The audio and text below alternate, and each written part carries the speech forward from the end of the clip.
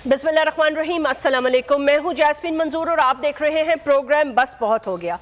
नाज़रीन, आज इतवार का दिन है और कल पीर को बड़ी बैठक लगेगी, यानी कि बड़े इदारे में बड़े केस के बड़े फैसले होने की तवक्को है। अब ये बेंच कहाँ से शुरू हुआ, फिर उसके बाद कहाँ तक पहुँचा और अब 3 जजेस पर ये बेंच आकर टिका हुआ है। इस बेंच के हवाले से बहुत सारी बातें हो रही हैं। कल राना सनाउल्लाह साहब ने एक खबर दी, वो एक इंडिकेट भी की, वो खबर काफ़ी तहलका अंगेज थी। अगर ये मामला हो जाता है तो फिर किस तरफ जाएंगे, वो खबर क्या है हम आपको सुनवाएंगे। लेकिन मामला ये है कि कल कोर्ट तो लगेगा। अब पाकिस्तान की एक बड़ी और बहुत मकबूल सियासी पार्टी ये कह रही है, और मुतालबा उनका बिल्कुल दुरुस्त है, इसमें कोई गैर आईनी मुतालबा नहीं है। वो ये कह रहे हैं कि हमें इलेक्शंस 90 दिन के बाद इन 2 सूबों में हमारा हक है। सुप्रीम कोर्ट के आगे सवाल ये है कि इलेक्शंस कौन कराएगा, यानी कि इलेक्शन कमीशन क्या ये कह सकता है कि हम नहीं करवा सकते? क्या वो ये कह सकता है कि हम जवाब नहीं दे सकते? क्या सदर मुमलिकत इस आर्टिकल के आगे कुछ कहेंगे? सारे टेक्निकल सवाल हैं जिसके हमें लतीफ़ खोसा साहब ज़रूर यकीनन माहिराना जवाब देंगे।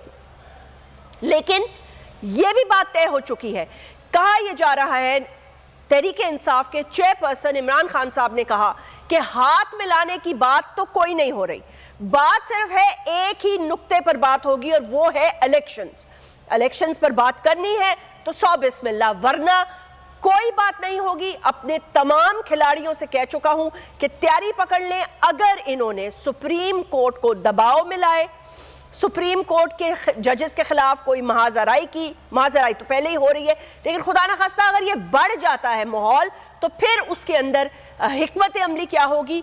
तो मुझे कुछ थोड़ा सा रिकॉल हो गया, क्योंकि इतनी दूर की बात तो है नहीं।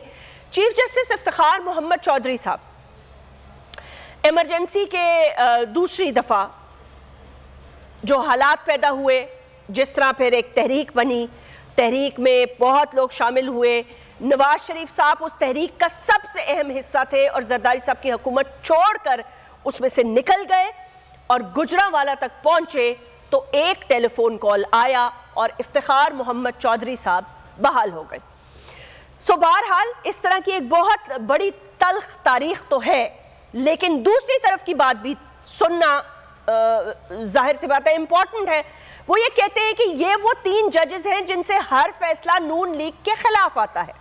हमें जब इस बेंच पे ही एतबार नहीं तो फैसले पे कैसे होगा।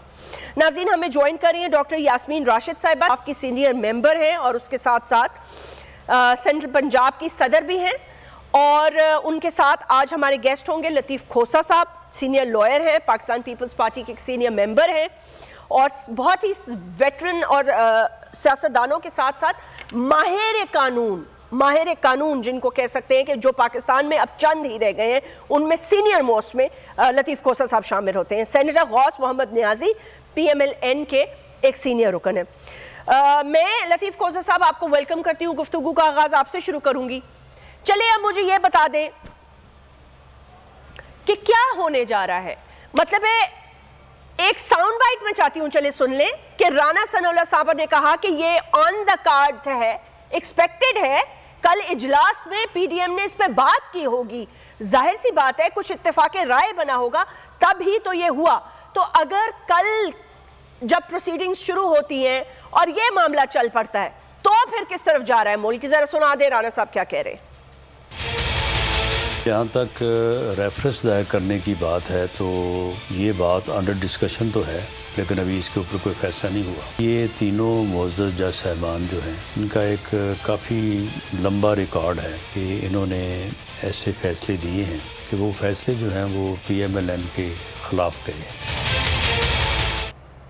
वेलकम बैक जी लतीफ़ खोसा साहब।